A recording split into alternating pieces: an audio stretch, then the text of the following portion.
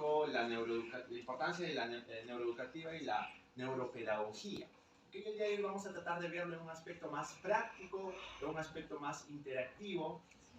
Y por eso es de que hoy puse este título bonito, aprovechando al máximo el potencial del cerebro. Quiero pedirles un enorme favor, lo que tal vez hoy día vamos a aprender en algún espacio de su clase. Tengo entendido pues, que a veces cuando se desarrolla la asignatura de todo el sílabo, el tiempo nos queda un poco corto, etc. Pero lo que hoy día vamos a hablar lo transmitan a su clase, ¿ok? Por favor, porque lo que hoy día vamos a hablar es eso, cómo aprovechar el máximo potencial del cerebro, ¿no? Ya hemos visto anteriormente, también con la maestra Yulita, pues desde las bases anatómicas del cerebro, del sistema nervioso, cómo aprende, cómo entiende. Por eso es de que en teoría vieron, ¿no? La neuroeducación es la unión de las neurociencias con la ciencia educativa. Y a posterior, pues las subáreas, las subdisciplinas que tiene la educación, como es la pedagogía, como es la dinámica, etcétera, pues se van uniendo y se han unido estos conceptos para poder explicarnos en un aspecto más práctico cómo el cerebro aprende, de qué manera podemos interiorizar, mejorar los aprendizajes a nivel pues, neurológico, ¿no? Y cómo lo reflejo, cómo lo plasmo en mi clase. ¿Okay? Entonces, a veces cuando estamos en un salón de clases, estimados maestros, nos hemos topado con esta realidad, ¿no?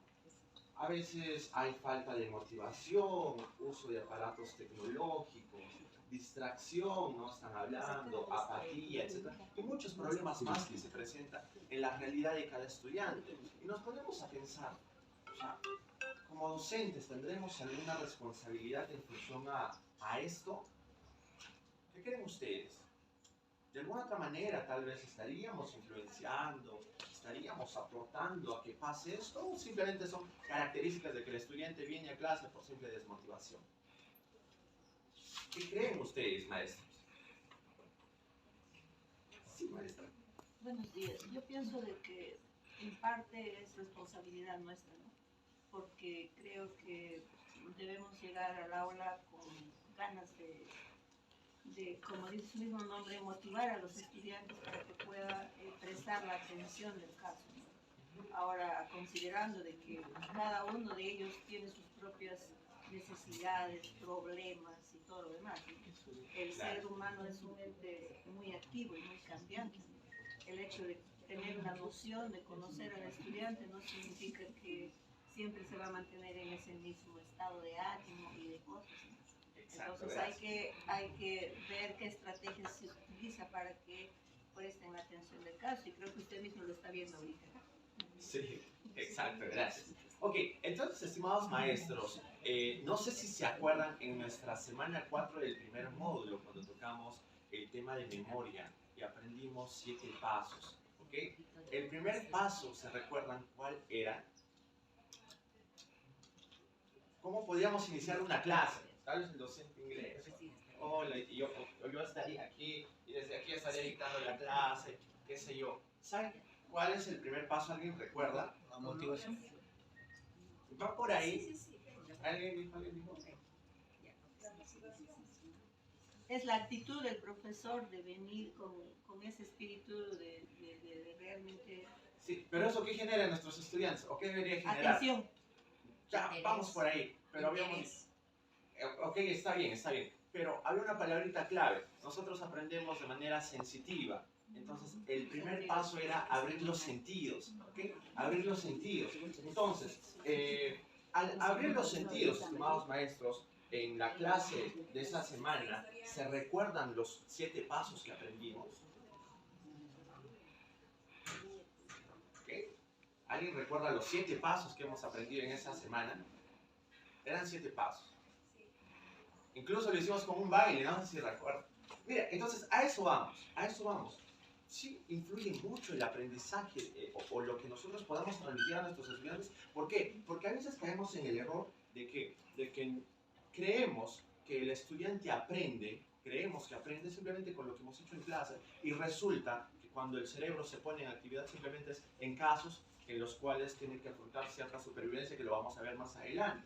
¿Okay? Entonces, este problema nos venimos topando. Pero, ¿qué hacemos? ¿Qué debemos hacer? ¿No? Miren, si ustedes, que nosotros hemos llevado la semana 8 y recién está casi 3 semanas que hemos llevado esa clase, todavía nos cuesta acordar o recordarnos, pero ahorita les voy a dar la clave, ¿ok?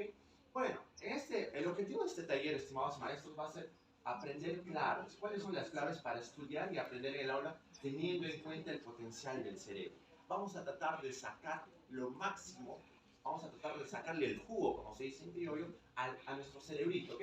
Y lo próximo es, ¿cuál sería la justificación neurocientífica de estas claves, ¿no? ¿En qué me baso yo para decir, ok, en qué me baso tal vez yo para decir, de pasarle una memoria a largo plazo, que ahí sí se va a aprender, ¿no? Como lo hemos visto en esa clase. A veces la información se queda simplemente en una memoria intermedia, en el cual el estudiante, es como si yo ahorita les preguntara a ustedes, ¿se acuerdan que han cenado el día de ayer? Sí, tal vez sea fácil, ¿no? Yo he cenado un poquito a la hora. ¿Se acuerdan que han cenado antes de ayer? Ahí sí se complica. ¿No? Entonces, ¿se dan cuenta? A veces los aprendizajes que nosotros vamos adquiriendo, no logran completar todo ese proceso y simplemente se quedan a la mitad, ¿no? Se dice que la memoria de mediano plazo o la memoria de trabajo, como se les pregunto, ¿cuánto tiempo durará? Yo ahorita les acabo de preguntar, ¿qué han cenado antes de ayer? Ya como que les cuesta.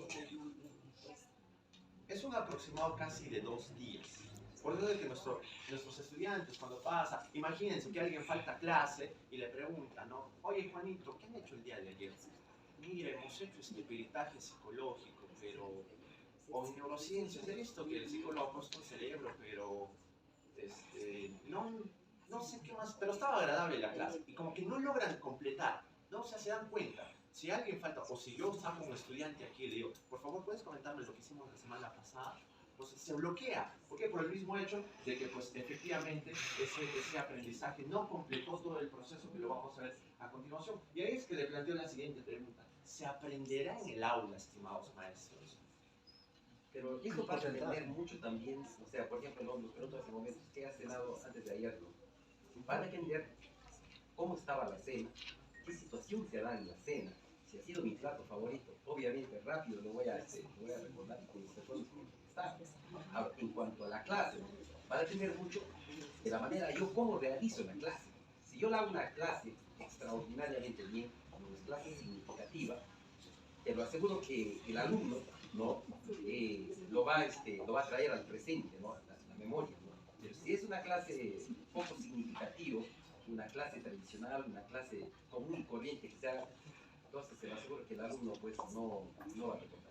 Efectivamente, y ahí vamos a lo que decíamos al inicio. Al estudiante tenemos que hacerle emocionar. ¿Y cómo le hacemos emocionar? Aperturándole los sentidos, ¿no? Efectivamente, como dice el maestro, pues si nosotros recordamos lo que hemos comido antes de ayer y ha sido algo que nos ha agradado, que nos ha marcado y que sí ha aperturado nuestros sentidos, es más fácil de recordar y es muy parecido. A veces no en todas las clases se aprende, pero solamente se entiende. Y es muy, muy básico, es muy diferente entender que aprender, porque aprender ya suma otros aspectos más importantes. ¿Okay? Entonces, eso es lo que me llevaba también a hacer la actividad anterior, ¿no? Sí, maestro. Señor, algo que ver, digamos, el coeficiente intelectual, que nosotros debemos tener en cuenta en el individuo, hay, digamos, una relación que existe con esto del aprendizaje y lo que uno pues, puede tener, digamos, como coeficiente.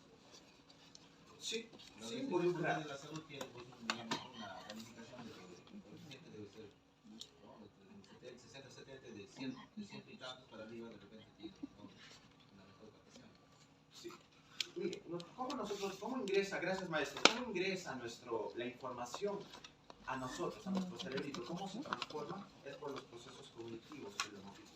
Y ahí se encuentra el coeficiente intelectual. Lógicamente, una persona que tiene un coeficiente intelectual inferior a la media le va a costar. Por eso es de que hay adaptaciones curriculares. A posterior de ello, se involucra mucho el coeficiente intelectual, pero a posterior de ello, pues también influye mucho los otros procesos que habíamos visto hace 2 semanas, que eran los procesos afectivos y los procesos volitivos o motivacionales.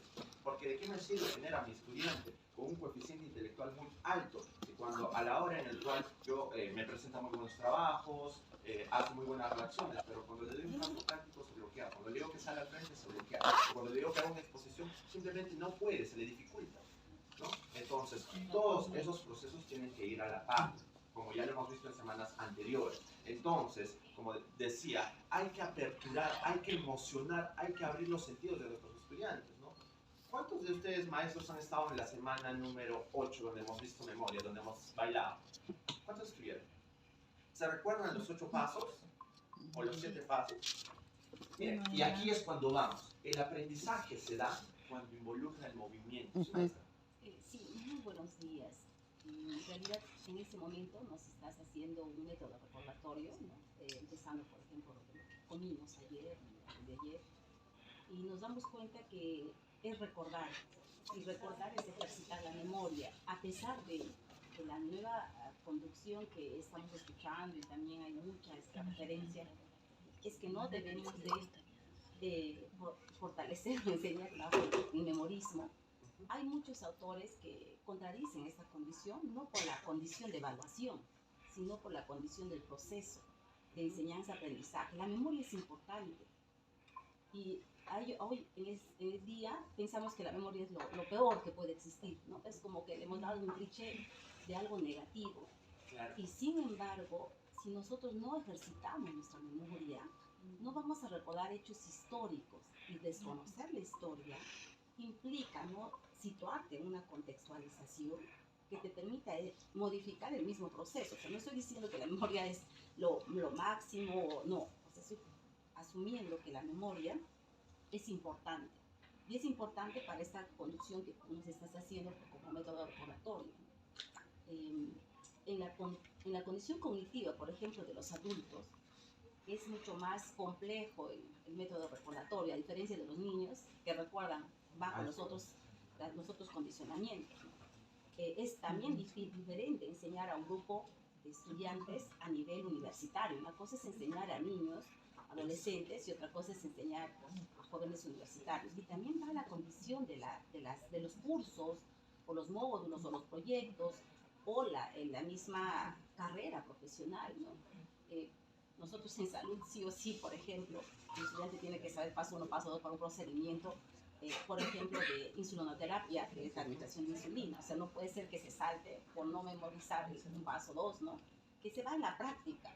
Entonces yo ahí un poco hago la reflexión que la memoria no es que sea mala, es importante en el proceso. No es que debemos evaluar con la memoria, Claro, eso sí, es otra cosa. Sí, eso quería.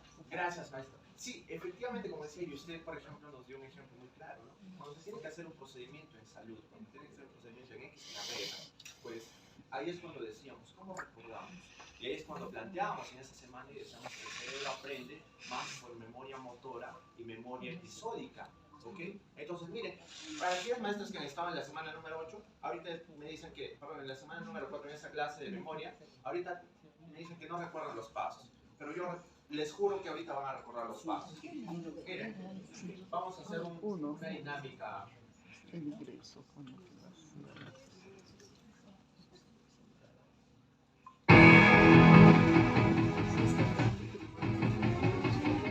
¿Se pueden parar, por favor? ¿Se pueden parar? Vamos a volver. Son ahorita el número 1. Abrir los sentidos. ¿No? Abrir los sentidos. Luego, ¿cuál era? Hacerles pensar a los estudiantes. Lo tercero, ¿qué era? Resumen. Ya, mira, ahí está. Lo cuarto, ¿qué era? Fortalecer. Paso número 5 era ponerlo en práctica. ¿No? O sea, se dan cuenta, mira, cómo estamos volviendo a recordar de manera didáctica, porque si yo les preguntaría en esa pueden tomar asientos, miramos el aprendizaje, a situaciones, a eventos, a aspectos vivenciales, es más significativo. Por eso decía, se aprende en el aula, a veces no se llega a completar eso, simplemente lo que se hace es entender ciertos procedimientos, entender ciertas teorías. Buenos días, maestros, acaban de llegar, y pues no se cumple ese proceso. Entonces se dan cuenta, estimados maestros, que si, por ejemplo, ¿no?, en ciencias de la salud, ya, ok, vamos a aprender con una canción los procedimientos para aplicar una vía, vamos a hacer los procedimientos para aplicar un catéter, qué sé yo. Si se dan cuenta, cuando hay aprendizaje, cuando el cuerpo influye a la hora de aprender, o sea, aunque sea, pues ya, estimados estudiantes, lo que van a hacer es pararse, ¿ok? Y pararse, o a la hora de preguntar, quiero que expliques, pero caminando en el salón. Entonces, ese estudiante va a tener un reto de que cuando esté caminando en el salón y asuma la posición del maestro, pues ese aprendizaje va a ser más significativo, ¿no? Como decía a veces, ahorita que acabo de preguntar, ¿se recuerdan los 7 pasos que vimos en la clase de memoria? Pues como que, maestro, no, les puse la canción y afloró la información, ¿se dan cuenta? Entonces, hoy en día, estimados maestros, tenemos una gran ayuda. Anteriormente, pues yo cuando empezaba en este mundo de la psicología, de la neurología también, iniciaba, y anteriormente pues los estudios eran que teníamos que esperar que en un hospital psiquiátrico fallezca un paciente para recién sacar el cerebro, cortar, empezar a estudiar, ver qué procesos pasaban. Hoy en día tenemos la gran ayuda de la neuroimagen y es por eso que por esta ayuda es de que se empieza a hablar también de neuroeducación, neuropedagogía. Ver qué aspectos del cerebro se encienden, ver qué aspectos del cerebro o qué áreas del cerebro se activan cuando hay un aprendizaje. El aprendizaje motor, estimados maestros, hablando de lóbulos, nosotros tenemos 4 lóbulos. El aprendizaje motor está en esta partecita, en el lóbulo parietal. ¿Okay? Ahí imagínense, se dice que el aprendizaje no tiene un solo espacio en el cerebro. No solamente aprendemos por los sentidos, pero es multiverso. ¿Se dan cuenta? Para pensar, para razonar, para describir, ¿ok? Pues se da este proceso y si hablamos de aprendizaje motor o aprendizaje episódico, memoria episódica, que está también en la ínsula, que está debajo de los 4 lóbulos, que es una estructura del cerebro que está debajo de los 4 lóbulos, que ahí se encuentra el sistema límbico. Si aprendemos de esa manera, es más fácil aflorar la información. ¿Se dan cuenta? Entonces, gracias a la neuroimagen es que hoy día podemos estar aquí comprendiendo un poco más de cómo funciona nuestro cerebrito. ¿Okay? El primer paso aquí, o la primera función de nuestro cerebro, el cerebro, ya vamos a descubrir 2 funciones, tiene tres áreas, por así decirlo, o 3 aspectos. ¿Okay? Una de las primeras funciones es que es aferente sensitiva. ¿Okay? Vamos a aprender con memoria motora. Aferente sensitiva. Hagan esto, estimados maestros. Aferente sensitiva, como si estuvieran sintiendo. Primera función, aferente sensitiva. ¿Okay? Aferente sensitiva. Cuando hay movimiento, es más fácil recordar una información, es más didáctico. ¿Okay? Lo siguiente es procesamiento. Vamos a hacer procesamiento. Primer paso, aferente sensitiva. Y no se vayan a olvidar. Segundo paso, procesamiento. Por favor, hagan el movimiento, repiten, maestro, porque los voy a preguntar al final de la clase y les apuesto que quienes no han hecho el movimiento les va a costar todavía pues, recordar un poquito más. Y tercer paso es eferente motor. Eferente motor. Esta es la principal función que cumple el cerebro. Aferente sensitiva. Lo sensitivo viene de los sentidos, ¿ok? Cuando aprendemos con los sentidos, cuando observamos, y a veces en una clase teórica, pues durante 2 horas, el estudiante pues se queda cansado, observando, pero ¿en qué momento se ha movido? ¿En qué momento le dije participa, te mueve, ok? O bien explícame aquí con tus propias palabras. Okay. Eso es lo aferente. Lo aferente sensitivo es primero captar los estímulos. Nosotros captamos los estímulos por los 5 sentidos. El procesamiento de análisis en una clase sería, pues, ¿qué? Primero analizarnos. Si se está hablando sobre neurociencia, ustedes están observando aquí la diapositiva que eso es lo aferente, lo sensitivo. El procesamiento, que sería el análisis, la retención, el descarte, sería, pues, ok, bueno, la psicóloga me está diciendo qué es esto, pero qué interesante, o tal vez no sabía, o yo tengo otra información, ¿no? Mira, el cerebro aprende de esta manera. Y lo eferente motor es la forma en cómo nosotros evocamos la información. Entonces, una información evocada con memoria motora es más significativa. Ya les digo, entonces, a sus estudiantes, que eso es en el aspecto universitario. Mira, ¿cómo se aprende en el jardín, estimados maestros? ¿Se han dado cuenta? Cantando, jugando, que llegamos a la primaria, todavía se mantiene. Llegamos a la secundaria, en la secundaria ya se pierde. Llegamos al nivel superior, como la maestra mencionaba, estamos a un nivel superior, son otros aprendizajes, pero se dan cuenta que el cerebro, porque la neurociencia nos dice que nuestro cerebro puede seguir generando neuronas, como ya han visto en la clase de neurogénesis, ¿no? Si el cerebro puede seguir creando neuronas, puede seguir interactuando a través del aprendizaje, si aprendemos algo nuevo, si hacemos algo nuevo, nuestras neuronas se siguen activando, entonces de esa manera es de que aprendemos. Yo les aseguro, estimados maestros, que si una de sus clases al menos les hacen moverse, les hacen saltar, les indica, un ejemplo, en una clase de investigación pericial, ya tú tírate al suelo, a ver, vamos a ver una escena de de un delito, un ejemplo, ¿no? De un homicidio. Si hacen actuar, se hacen interactuar, les apuesto que la información les va a quedar más que clara. Entonces, esas tres funciones que corresponden a la primera función del cerebro lo tienen que hacer. ¿Cuáles son esas tres funciones? Aferente sensitivo, aferente sensitivo, Procesamiento. eferente motor, ¿ok? De esas tres maneras, si completan ese circuito, si se cierra este circuito, estimados maestros, vamos a cumplir y lo adecuamos a los 8 pasos o los 7 pasos por los que hemos aprendido en memoria, créanme de que el aprendizaje va a quedar más claro, la información va a llegar más exacta, la información va a quedar más clara para el estudiante y a la hora en que le decimos, a ver, Juanito, ven, explícame aquí al frente, pues incluso a la manera en la como él ha aprendido o ella ha aprendido, nos lo puede explicar con sus propias palabras, se va a dar cuenta que sí. ¿No? En procedimientos, porque aquí están de muchas carreras, ingeniería civil, ciencias de la salud, ciencias económicas, ¿no? Entonces, de esa manera, si se enseña el aprendizaje, o se enseña la información, perdón, pues se va a lograr un aprendizaje cerrando este circuito. Ahora, vamos al punto 2. Yo sé que la mente humana es un mecanismo de supervivencia. ¿Ok? Buenos días, estimados maestros. ¿Por qué es un mecanismo de supervivencia, estimados maestros? Cuando uno sufre un asalto, ¿okay? ¿Qué hace tu cerebrito? O afrontas la situación o tratas de huir.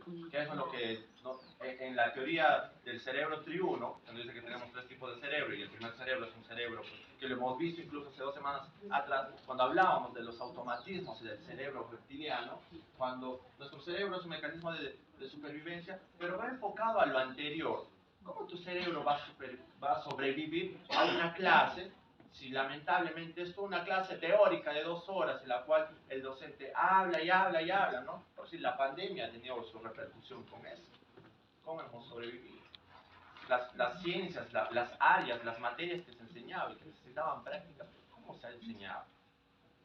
¿No? ¿Cómo se enseñaba? Quien les habla todavía lleva algunos cursos cuando estaba haciendo especialización en virtual, pero es más difícil, es más sofisticado. Entonces, pues el cerebro es un mecanismo la mente es un mecanismo de supervivencia, porque cuando está en el salón el estudiante y se le pregunta, a ver, quiero que me expliques lo que acabo de hablar, o sale al frente, si es que no hubo ese aprendizaje, no has aperturado la mente, se bloquea el estudiante. Se bloquea y sale al frente y se queda, sí, habló de esto, maestro, habló del cerebro, pero, o sea, es como que no hay mucha información que ha captado. Entonces, como se dice ahí abajo, sin embargo, hay mucho más por aprender. Hay mucho más por aprender y es por eso que estamos aquí, para aprender ciertas técnicas, para aprender más aspectos de cómo el cerebro va a ir aprendiendo y de qué manera nosotros como maestros podemos brindar más herramientas a nuestros estudiantes en ese mundo de la comprensión, del aprendizaje, de la pedagogía y la didáctica, ¿no? Entonces les planteo la siguiente pregunta. ¿Qué entenderán ustedes como aprendizaje, estimados maestros? ¿Qué será el aprendizaje? ¿Alguien me podría decir de la experiencia que tiene como maestro, de la experiencia que vive en el aula? ¿Qué será el aprendizaje? Y con todo lo que hemos comentado hasta el momento. Podría decir, el aprendizaje es un proceso en donde la persona va a recibir la información, ¿no?, de algo nuevo que lo va a procesar y lo va a aprender, ¿no?, es decir, captar, comprender lo que antes no se sabía, ¿no? Entonces, eso se almacena en nuestra memoria y bueno, pues lo utilizamos para muchos requerimientos de acuerdo a la situación que estamos, ¿no? Perfecto, gracias. Lo conceptualizo muy bien. Sí, maestra. Buenos días. Podría también señalar que el aprendizaje se traduce en el cambio de conducta y la capacidad que tiene la persona para poder resolver problemas y para ser creativo e innovador en base a toda la información que ha recibido. Perfecto. Gracias. Muy buenos conceptos. Ahora, analizando esos conceptos, eso se cumplirá en el salón. A veces no sucede, como hemos visto hace rato. A veces solamente entienden, van a clases para entender. Y cuando hablamos de supervivencia, ¿en qué momento está en supervivencia nuestros estudiantes? Cuando están en los parciales. 2 días antes, mamá, no tengo tiempo para ayudarte, estoy estudiando para mis parciales, pero lo que está haciendo es simplemente repetir, y pues al menos esa técnica, como decía, del aprendizaje motor, si el estudiante agarraría la información y empezaría a caminar, sí, es esto, que haga una simulación en su cuarto, como si él fuera el docente de clase, si esa acción hace el estudiante, el aprendizaje o la información trata de quedar más grabada en su memoria, ya no de trabajo, sino tratar de pasar una memoria a largo plazo. Entonces, sí. Yo podría compartir brevemente también Sí, lo que estoy sí. haciendo a modo de que también mis colegas. Porque la idea es aprender. Perfecto, maestro. Gracias. Por ejemplo, a estas alturas que estamos ya en la semana 13, si no me equivoco, ¿no? En la semana 13 de clases. Lo que yo hago es, por ejemplo, de todas las clases que empezar, desde que empezaba, ¿no? A cada alumno le asigno para que solamente 2 minutitos os dé a conocer de cualquier tema que más le agrada. Entonces, estudiantes, ¿no? Ya dos, un resumen así breve, ¿no? Sin quitar diapositivas, sin nada, sin nada. Claro, ¿no? perfecto. Así, ¿no? Entonces, con eso se hace una retroalimentación y de repente algunas cositas básicas que es importante, yo recuerdo, ¿no? Entonces, 2, 3 alumnos por cada clase, ¿no? Y así vamos. Perfecto. Miren la dinámica que está utilizando el maestro, ¿no? Usar el feedback, pero entre ellos, a modo tal vez pues, de una breve exposición sin material ni nada, porque ahí se ve el aprendizaje. El aprendizaje es ver el resultado de cómo ha interiorizado los nuevos conocimientos y qué hace con esos conocimientos el estudiante, ¿no? Simplemente lo repite o lo utiliza en su vida diaria, porque a veces nos hemos cuestionado, ¿no? ¿Para qué yo aprendo tales partes del cerebro? ¿Para qué aprendo la célula? ¿Para qué aprendo cierta información? ¿En qué me puede servir? Más que por tu carrera, ¿no? Entonces, aquel estudiante que todavía no está convencido que el aprendizaje o la información que recibe sí le va a beneficiar como en su carrera y como en su vida cotidiana, porque es así. Si ustedes se dan cuenta, estimados maestros, que a mí me sucedió cuando yo iba aprendiendo y me iba formando en psicología, pues ayudó en muchos aspectos de mi vida personal, ¿no? Es lo mismo, cuando aprendemos tal vez en enfermería, cuando aprendemos en ingeniería civil, ya comprendes mejores cosas, comprendes y lo asocias a tu vida cotidiana. Entonces, esa supervivencia que tiene nuestro cerebro no debe ser solamente en los exámenes, esa supervivencia debe ser en cada clase. Preguntar qué se hizo la semana pasada, a ver, vamos a recordar, ¿no? Y si les cuesta, pues ya les he enseñado de que con la memoria motora, pues le es más fácil. Asociemos aspectos, asociemos movimientos, asociemos bailes, asociemos canciones, asociemos, pero que se muevan, estimados maestros. Si los estudiantes no se mueven, la información tarda en llegar, ¿ok?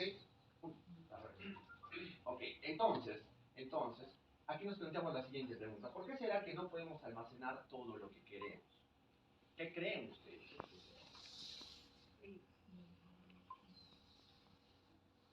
¿Por qué será? Porque el adulto aprende lo que le interesa y que lo va a poner en práctica. Es eso. Aprendizaje significativo. Y eso, aquí dice, ¿no? El saber ocupará un lugar, pero en sí el saber ocupa un lugar en función a la siguiente pregunta. La mayor parte de las neuronas estarán excitadas o inhibidas. ¿Qué creen ustedes? Inhibidas, porque si se dan cuenta, ahorita, por ejemplo, tenemos muchos estímulos, ¿no? Muchos estímulos, la luz, tienen estímulos en la ventana, tienen estímulos que entran y salen, la ropa que se han puesto, el reloj, tienen estímulos de tener un collar, tienen estímulos incluso que se han echado un perfume, de estar, pues, pero no prestan atención a eso. ¿Por qué? Porque la gran parte de sus neuronas están inhibidas y la poca porción, por así decirlo, de esas neuronas están prestándome atención, ¿no? Entonces, el saber ocupará un lugar, pero de acuerdo a la situación, de acuerdo al aprendizaje, de acuerdo a lo que nosotros queremos aprender y lo que queremos señalar. Entonces, ahí se dan cuenta. Prestamos simplemente atención a lo que nos ha llamado la atención. Entonces, ustedes como maestros, pues se hacen un aspecto reflexivo, un autoanálisis y decir, ¿mi clase les llamará la atención? ¿Qué estoy haciendo para que en mi clase pues, surja este proceso de que mi clase no forme parte de sus neuronas inhibitorias, sino de sus neuronas excitatorias, ¿no? Entonces ahí es cuando decíamos, pues, de que tenemos, sí, maestro. Bueno, mi inquietud va en el, digamos, ¿no? Sobre todo en el aprendizaje. ¿Cuánto es el tiempo que nosotros debemos dedicar? ¿Cuánto es el tiempo que se debe estimar para que se pueda aprender bien? ¿No? Porque está, pues, digamos, determinado, creo que con 45 minutos creo que es como una hora lectiva, académica. No sé cuánto tiempo es el que tenemos que emplear, hora y media, 2 horas, 3 horas. Ok, si me adelantó, pero igual le doy la respuesta. Gracias. ¿Cuánto durará ahí es cuando nos hacemos la siguiente pregunta. ¿Cuánto durará la atención en el aula? ¿Okay? De hecho, de que en el jardín, aquí en un estudio en el Perú, de 5 a 8 minutos el niño pueda prestar atención. Imagínense, el jardín tiene clases pues, igual de 2 horas, no 2 horas, hora y media, pero los niños solamente prestan atención de 5 a 8 minutos. En la primaria es de 8 a 12, en la secundaria es de 12 a 15 y en una educación superior es de 15 a 18 minutos. Entonces, estos parámetros son fluctuantes, porque no es lineal, ¿no? Sino que 15 a 18 minutos el estudiante está activo, está con sus neuronas excitatorias y luego se inhibe. Tu clase se vuelve parte de sus neuronas inhibitorias. ¿Por qué? Porque ya por ahí alguien le distrajo, ya por ahí está pensando en otra cosa, ya por ahí está, no sé, le llegó un mensaje al celular. Entonces, es como una escala que sube y baja. 15 a 18 minutos. ¿Okay? La neurociencia nos dice de que hay gran parte, casi es muy parecido al tiempo en el que te deja de prestar atención. Que es parecido a 15 a 18 minutos te presta atención, entre 15 y 18 minutos te deja de prestar atención y así. No es lineal. Y nosotros también aprendemos así, porque si se dan cuenta, y esto es por las intromisiones cerebrales, ¿no? Cuando nosotros estamos leyendo un libro, a veces no leemos en un momento así, en un foco exacto, leemos así de corrido. Pero por ahí hay una intromisión cerebral en la cual, no sé, ya se te viene, no sé, tengo algún pendiente o algún recuerdo, algún evento que no tiene nada que ver con tu actividad y ya te dispersas. Es así. Eso es lo que nos indica la neurociencia y así aprendemos. Pero la idea es de que estos 15, 18 minutos, los cuales nosotros podemos captar, por decirlo, ahorita al inicio de la clase, tal vez estaban más atentos a la hora que han bailado o que les he hecho recordar con la canción. ¿Por qué? Porque los veía más atentos, que recién habían llegado a clase, ¿no? Ahorita tal vez incluso, y eso tiene que ver también a nivel neuronal con la posición. ¿Se han dado cuenta que cuando a una persona le asaltan y le golpean en la parte posterior, casi occipital, entre la unión del encéfalo y la médula espinal, como que la persona se quiere desmayar? Sí, maestro. Profesor, ¿y cuál es la relación que hay entre los tres canales, el canal visual, el auditivo y el kinestésico, con el tiempo de estar en el canal? Por ejemplo, cuando yo hago ensayo, yo no me distraigo por más de 1 hora, 2 horas, dependiendo de la complejidad. Pero y sin intromisiones. yo voy a escuchar, si estoy activando solamente la audición, como en esta clase, seguramente pues es 15 minutos es el promedio, ¿no? Entonces, ¿cuál es esta relación con estos tres canales? Ok, perfecto. Gracias.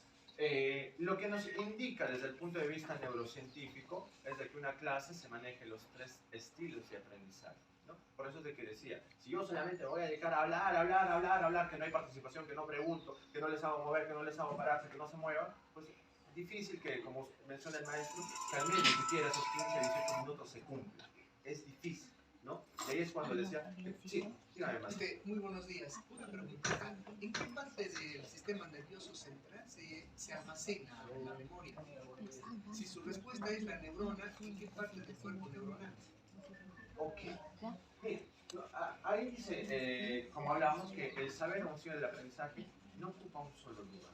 ¿Okay? Por eso nuestro cerebrito está dividido en 4 lóbulos y ahora lo último que se investigó es la ínsula que está en el sistema límbico.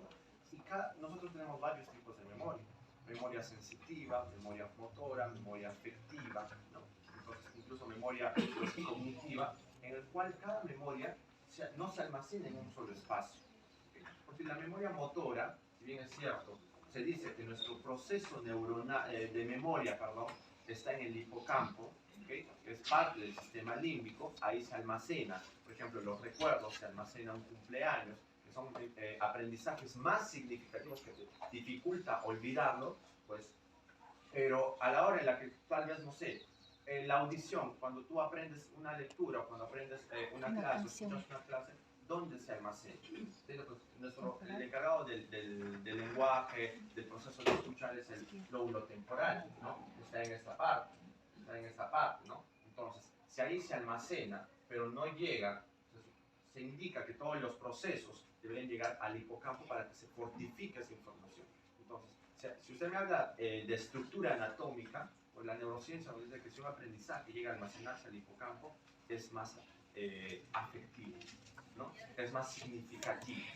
Entonces, si es que simplemente se encuentra divagando pues, por nuestro cerebrito, ¿no? Por ejemplo, un aprendizaje visual estará por el lóbulo occipital. Entonces, si ese aprendizaje no ha llegado a completar su proceso y no ha llegado hasta el hipocampo, pues no es significativo, ¿no? Entonces, por eso yo como relaciono su pregunta de usted con el de maestro, hay que relacionar pues los estilos de aprendizaje, ¿no? Si yo solamente voy a explicar que ahorita me escuchen o que ahorita en una clase que solamente sea pues de aprendizaje visual o auditivo o solo kinestésico, pues es difícil que se pueda complementar, ¿okay? Y ahí es cuando recordamos los 7 pasos que aprendimos de la memoria, ¿no?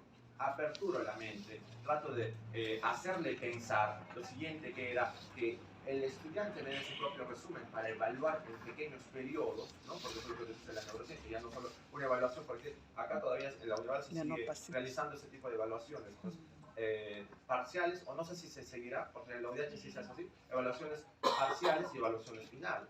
Pero la neurociencia nos dice que debemos estar evaluando intermitentemente, ¿no? Para poder saber cómo está aprendiendo el estudiante. Esa memoria, sí, dígame más. Yo vi una serie hace mucho tiempo que decía que el saber no ocupa lugar. Bueno, la ciencia demostraba que digamos, ¿no? En el cerebro no había un espacio donde se almacenaba esa información, porque es justamente como una especie de disco duro, ¿no? Donde se almacena esa información. Entonces toda la información que se aprendía, pues digamos, de toda tu vida, pues no había dónde ubicarla. Pues incluso había, digamos, médicos donde habían experimentado, ¿no? Justamente la amputación del cerebro, donde la persona pues no había perdido, digamos, algunas digamos, vivencias de su vida, ¿no? Simplemente la otra parte estaba amputada.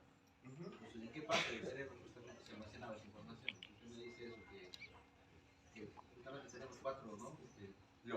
Lóbulos, y pues se almacena en un parte del lóbulo, pues eso estaría descartado, claro, ¿no? Desde el punto de vista médico. Mire, lo que actualmente, por eso es de que decíamos en clases pasadas, que un aprendizaje es más significativo cuando se completa, pues, o cuando se aprende con memoria episódica o memoria situacional. Y esa memoria situacional está relacionada a las emociones. ¿Y en qué parte de nuestro cerebro, pues de qué estructura de nuestro cerebro está encargada de las emociones? Es nuestro sistema límbico. En el sistema límbico está el tálamo, el hipotálamo, el hipocampo. Entonces, ahí es cuando nos indican de que en el hipocampo pues se almacena esa información, ¿no? Claro, si bien es cierto, pues, no es toda la información cognitiva, no es toda la información de conocimiento, por así decirlo, pero información afectiva sí se almacena en ese espacio, ¿no? Y es correcto lo que usted también menciona, es decir, no hay un solo lugar en el cual pues, nuestro cerebro almacena toda la información, lo reduce y dice, ¿saben qué? En esa estructura está toda la información. No, es muy dispersa, es muy compleja. Entonces, lo que usted dice es claro, es correcto, y contrarresta lo que dice eso, ¿no? El saber no ocupará un solo lugar, pero los nuevos avances en neurociencias nos dan de que sí. Para el aprendizaje, al menos en neuroeducación, nos indica de que los aprendizajes quedan prácticamente recordados, quedan grabados en el hipocampo, porque el hipocampo es parte de la estructura del sistema límbico, y el sistema límbico está encargado de las emociones, de los procesos afectivos, incluso procesos motivacionales, ¿no? Entonces, eso es lo que nos indican las nuevas investigaciones. Para terminar, la última pregunta. Ustedes mencionan antes la memoria sensitiva, la motora, inclusive habló de la cognitiva, afectiva, ¿no? ¿No está confundiendo con vías de comunicación del sistema nervioso? Y segunda pregunta, cuando habla usted que se almacena en uno de sus 4 lóbulos, un lóbulo tiene materia gris y materia blanca. ¿En cuál de ellas tiene la mayor funcionalidad de la memoria? Ok, si hablamos, por ejemplo, usted dice vías del sistema nervioso, el sistema nervioso tiene 2 vías, aferentes y eferentes, ¿no? En la cual están materia gris y materia blanca, efectivamente, como se dice. Entonces, nuestros procesos de aprendizaje en sí circulan en función de esas 2 vías, ¿no? ¿Por qué? Porque cuando es aferente y nosotros recabamos información, pero que sea información significativa, pasa por la vía aferente. Entonces, la vía eferente, en la cual nosotros nos sirve para evocar, ¿okay? A lo que usted menciona, sustancia blanca o sustancia gris, pues está en sí en parte de nuestro sistema nervioso, ¿no? De nuestro sistema nervioso en general. Entonces, la pregunta que usted me realiza, o la pregunta que usted me indica, es de que si me estoy confundiendo ¿no? con esas vías, no. Las vías simplemente son canales de transmitir información, pero en estructuras donde se puedan quedar, pues es selectivo, ¿no? Es selectivo, no hay, como decía, nosotros recibimos información, recibimos información a través de nuestros canales sensoriales para que pueda llegar a nuestro sistema nervioso central, porque el central es el que se encarga de eso.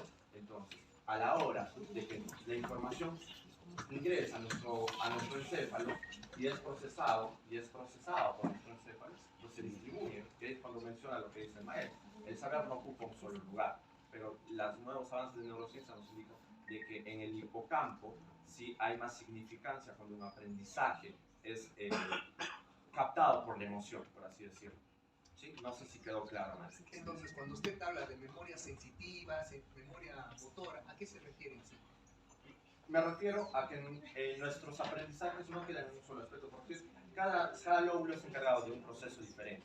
Si hablo de memoria motora, pues se supone que el aprendizaje va más enfocado a nuestro lóbulo parietal. Si hablo de memoria sensitiva, pues también al lóbulo parietal que está encargado del aspecto sensitivo. Si hablo de memoria episódica, pues me refiero por ser al sistema límbico. A eso es en sí lo que me refiero, de que el aprendizaje va a dividirse, por así decirlo, nuestras redes neuronales van a dividirse en función al tipo de memoria y al lóbulo que se encarga de esa función. A eso es lo que me refiero. O sea, cada lóbulo está encargado de una función y la memoria pues no tiene una sola vía, ¿no? Sino se dispersa por cada lóbulo y por cada función que cumple en el aprendizaje. No sé si le quedó más claro, maestro. Bien, entonces, la teoría, y ya acabamos con esto para salir al break, estimados maestros, por favor. Según Hebb nos dice, ¿no? Nosotros aprendemos y formamos nuevas conexiones neuronales, lo que hoy en día se conoce como neurogénesis. Nosotros, pues, nuestras neuronas, si se unen a la hora de hacer sinapsis, ¿no? El aprendizaje es una nueva reacción que se crea entre neuronas y recordar es mantener esa relación socialmente activa, ¿no? ¿Y por qué nos dice socialmente activa? Porque me voy a adelantar al último. Ya. Si es que no logramos motivar a nuestros estudiantes, el aprendizaje se puede lograr también estudiando en grupo, a través del aspecto social. A veces el estudiante, por la misma cuestión pues, de que es inhibido, por los mismos aspectos psicológicos, personales, se le dificulta aprender, se le dificulta interiorizar un aprendizaje. Si estudiamos en grupos o compartimos este proceso a nivel grupal, pues, sí se puede lograr mejorar la información y mejorar esa didáctica, esa pedagogía. Entonces, eso es lo que nos dice Hebb, eso es lo que nos dice con la información que él investigó, ¿no? De que de esa manera nosotros podemos crear mejores redes o canales neuronales y lograr mejores sinapsis, ¿no? Entonces, a un nivel neuroanatómico, las neuronas tienen como pequeñas espinillas. Y pues lo que él ha descubierto es de que el cerebro que aprende tiene más espinillas, las ramificaciones están más dispersas. Mientras que un cerebro que todavía le dificulta interiorizar un aprendizaje o que no aprende, pues esas espinillas no existen dentro de sus redes neuronales, ¿no? Dentro de cada neurona que se podría investigar, no hay. Entonces, ya para comenzar las claves, estimados maestros, pues sí. Discúlpame que le pregunte. Usted dice que en la neurona hay espinillas.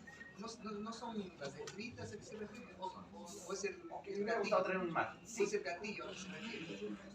Bueno, como nombre técnico como tal, no le mentiría si le digo que lo conozco, pero no, en cada dendrita han descubierto a través de las neuroimágenes que surgen como pequeñas ramificaciones en forma de espinas. Entonces, ¿qué es lo que han descubierto los neurólogos? De que cuando un cerebro aprende, cuando un cerebro surge o ha desarrollado mayor aprendizaje en función a otro cerebro que no, esas ramificaciones están como que más punteadas, están más ramificadas, no son las dendritas como tal. Le noto un poco disconforme, ¿en qué sentido? Me noto disconforme porque entonces quiere decir una neurona con cantidad de espinas es de una persona intelectual. Y no hay neuronas con cantidad de espinas, por usted menciona. Me hubiera gustado traer una imagen, estimado maestro. ¿Lo he visto? Sí, sí lo he visto. Por eso le preguntaba, de repente se está refiriendo a ese saliente que son los gatillos. Como le decía, no lo conozco como nombre técnico como tal. Si es que es así, lo voy a averiguar. Gracias por su intervención, lo voy a averiguar. Porque mentira, digo, lo voy a averiguar. Gracias por su intervención, pero sí. Si se refiere a los gatillos, sí es así. Para que lo entiendan gráficamente, sí. Entonces, si lo llamamos gatillos, efectivamente puede ser eso. Ok, bien, estimados maestros, entonces salimos al break a posterior para continuar con las claves, pues, y ya pasar a la parte práctica del taller.